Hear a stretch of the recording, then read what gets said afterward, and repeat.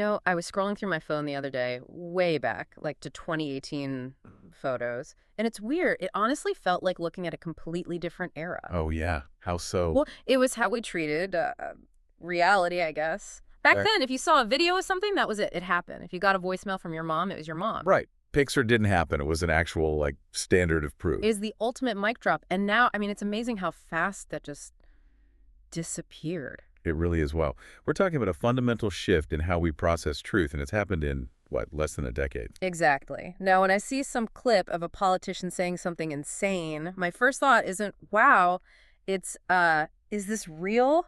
Who made this? And that skepticism is exactly where we need to start today.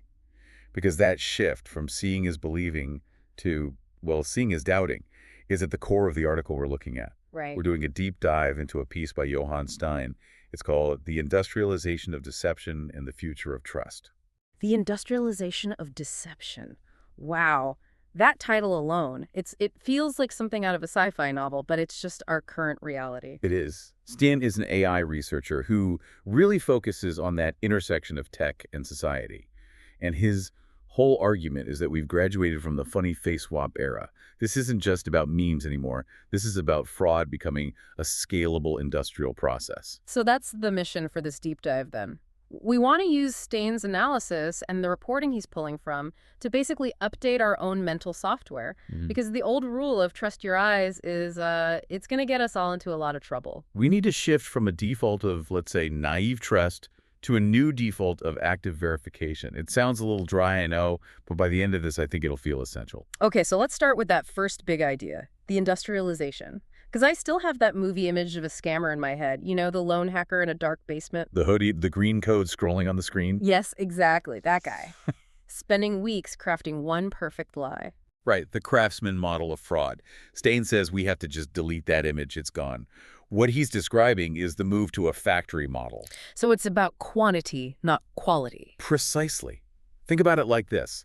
Before the Industrial Revolution, if you wanted a chair, a craftsman built it by hand. It took time. It was expensive.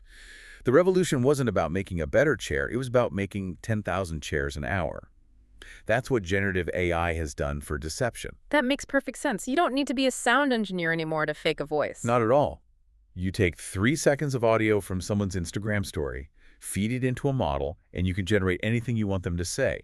The cost of production drops to basically nothing. And that completely changes the economics of the crime. It flips them upside down. Yeah. In the old days, if a scam took you 40 hours to build, you had to go after a whale, a CEO, a rich target. You couldn't afford to spend that time trying to get $50 from a regular person. But now, if the AI can blast out 10,000 personalized voice notes in a minute. You just don't care if 9,990 of them fail. Wow. If just 0.1% of people fall for it, you're making a fortune. This is the accessibility point Steyn really hammers home. The tools are democratized. You don't need a computer science degree. You just need a subscription and a target list. Which brings us to a concept in the article I found really unsettling. It's the good enough standard. Yes. We think a deepfake has to be perfect to fool us, right? We're all looking for the weird, glitchy eyes or the shiny skin. That's our bias. We're thinking like film critics. But the fraudsters, they don't care about the uncanny valley. They care about context. If you're rushing to catch a train, looking at a cracked phone screen, and a call comes through. You're not analyzing the pixels? Of course not. If the video's a little laggy, you don't think, deepfake. You think, bad reception. The fake doesn't have to be perfect. It just has to be convincing enough for a quick glance. So it's not really about hacking the tech. It's about hacking the person. And that's the perfect transition to the second part of this, the psychology. Steyn's argument is that a deepfake is basically a psychological shortcut. It's designed to bypass the logical, rational part of your brain and go straight for the fear center, the amygdala. Oh, this is the classic System 1 versus System 2 thinking, right? Spot on. System 1 is fast, emotional, instinctive. System 2 is slow, deliberate, logical. A scammer's entire job is to keep you trapped in System 1. The moment you switch to System 2, they lose. Which is why it's always urgent. I've been in an accident, the invoice is overdue, I'm about to get on a plane. Urgency and authority. Yeah. Those are the two big levers. Steyn talks about that quick video call from the boss. It's never a long chat. It's, hey, I'm heading into a meeting, need you to wire that vendor payment right now. The face gives you the authority, the deadline gives you the urgency. And because we're social creatures, We're hardwired to trust what we see and hear. Millions of years of evolution have taught us that if we hear someone's voice, they are physically there. We don't have a built-in defense mechanism for synthetic people. Not yet. And there's this one detail from his research about proof of life that just floored me. Yeah, that part was chilling. I mean, historically, that's the gold standard of verification, right? Yeah. In hostage situations, it's always, hold up today's newspaper. Because faking a photo is one thing, but faking a real-time video of someone moving and talking, that was thought to be impossible. Was being the key word. Steyn says we're right at that threshold. With real-time rendering, a fraudster can essentially puppeteer a digital version of someone. They can make the face on the screen nod, look scared, even interact with objects. So that gut feeling, that instinct that you're looking at a real person is now a vulnerability. It's a liability, and this is where it gets bigger. This erodes what Steyn calls trust as an asset. Trust isn't just a feeling. It's the grease in the gears of our economy. It's what lets society function. And the article mentions two ways that trust breaks down. The first one is cynicism. People just stop believing anything they see. Right? The nothing is true apathy. That's incredibly dangerous for society because people just disengage. But the second reaction is, in some ways, even worse. It's something called the liar's dividend. I've heard that term. That's when people can use the idea of deepfakes to deny something that's actually real. Exactly. Steyn brings this up in the context of the legal system. Say, a real video surfaces of a politician taking a bribe. Now, they can just shrug and say, that's a deepfake. And it introduces just enough doubt. It creates a fog around the truth.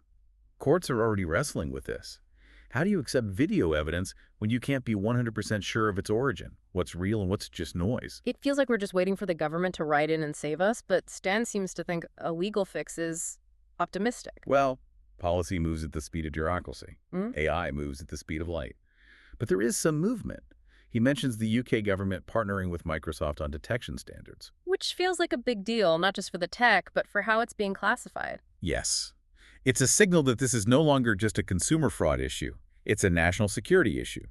If you can fake the prime minister declaring war or a central banker crashing the market, you can cause chaos. Okay, so this is all pretty grim. We've got the what, this industrial factory of lies. We've got the how hacking our brains. Let's get to the now what, because I was expecting some cool new app to fix this, but Steyn goes somewhere else entirely. He does, and I found it really refreshing. He talks about verification rituals. He's not selling you a product. He's suggesting a behavioral change. He compares it to how we learn to deal with spam email. Exactly. In the early 2000s, we were naive. An email said you won the lottery, you might actually click it. But over time, we all developed this digital immune system. We learned to check the sender, hover over the links, spot the typos. We need to build that same kind of mental callus for audio and video. That's the idea. We need to stop seeing communication as innocent until proven guilty. Steyn uses a great analogy from modern banking, layered verification. Like two-factor authentication for your life. Sort of, yeah. For human interaction.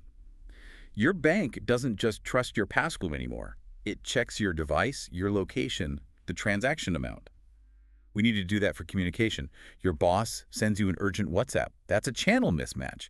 Why not Slack? Why not email? It's about triangulating the data. One signal is no longer enough proof. Precisely. And for families, he gets very, very practical. And I really think everyone listening should do this. Like tonight, set up a code word. It does sound a little bit like playing spies, doesn't it?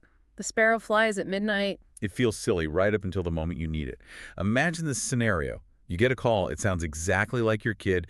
They're crying, saying they're in trouble, and need money wired immediately. Your brain just short circuits. You go straight into panic mode, system one. And the scammer's counting on that. They know you won't be thinking clearly, so you need a protocol. You pause, take a breath, and you ask, what's the code word? And that one question breaks the spell. It does two things. First, it forces your brain to slow down, to engage system two. And second, no matter how good that AI voice clone is, it wasn't in your kitchen last week when you agreed on the word pineapple. The AI can't know that. It's such a low-tech solution for such a high-tech problem. Steyn calls them boring solutions, and he means it as a compliment. Fraud thrives on speed and emotion.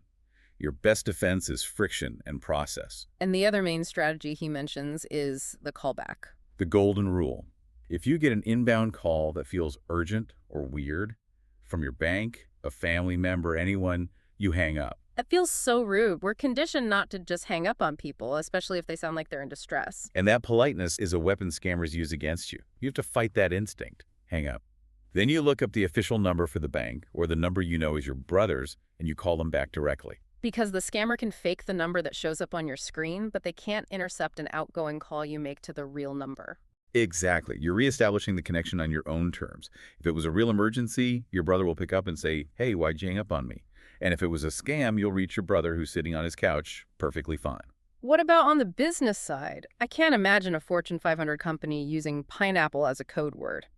For businesses, it's about shifting from a culture of trust to a culture of process.